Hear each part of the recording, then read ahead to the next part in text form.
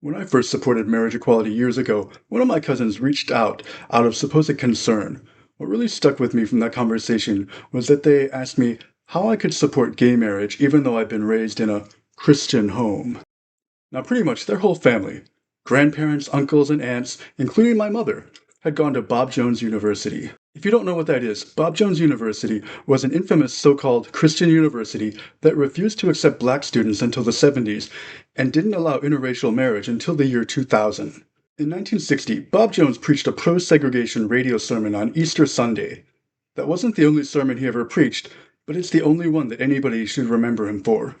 He died an unrepentant racist in 1968, and his school was literally desegregated over his dead body. Bringing this up during Pride Month as an unrelated whataboutism, this is relevant right now for a number of reasons. First of all, conservatives will rush to condemn any Christians who disagree with their views on marriage, but conservatives don't condemn Bob Jones. Megapastor John MacArthur attended BJU, and although he had a falling out with them in the 80s over a blood atonement controversy that most Christians probably wouldn't even understand, it was never about the white supremacist in the room. In right-wing Christianity, sin is synonymous with sex, but never racism. If these Christians truly believe that it's a sin to simply allow people to get married who don't adhere to your sexual code, then how is it not a grievous sin to prohibit people from marrying who do, just because of your racist beliefs? Their lack of concern for this exposes that their argument was never about gospel truth or about the sanctity of marriage. They banned interracial marriage because they hated black people, just like they banned gay marriage because they hate gay people. There is no principle or doctrine here. Any claim otherwise is gaslighting. They also did not learn from their previous mistakes opposing interracial marriage. In fact, they repeat the same failed arguments. Nobody who was wrong about interracial marriage should ever get to have a say on marriage ever again. The supposedly Christian high school that my parents made me go to took the seniors on a college tour, which included Bob Jones University. That was in 1999, but BJU's racist policies weren't a deal breaker for them. That school really should apologize to all the students they ever brought to that ungodly place, not just to me, but to all the ones they led astray, who may not even be aware of it or understand why they are owed an apology. People will ask me, how can you call your own mother or grandmother a racist? They were such nice people. That was actually the whole reason Bob Jones University existed. Bob Jones disagreed with the violent methods of the Ku Klux Klan, but not their goals.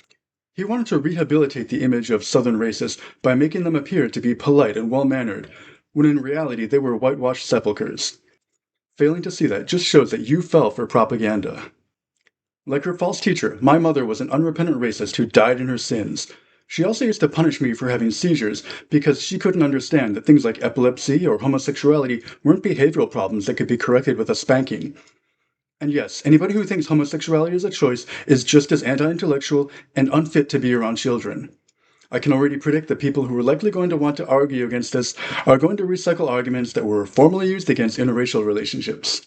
You may think that sounds harsh of me, but Bob Jones literally demonized supporters of integration. It's beyond me how anybody could have missed the point of Christianity that badly and still be welcome in Christian circles.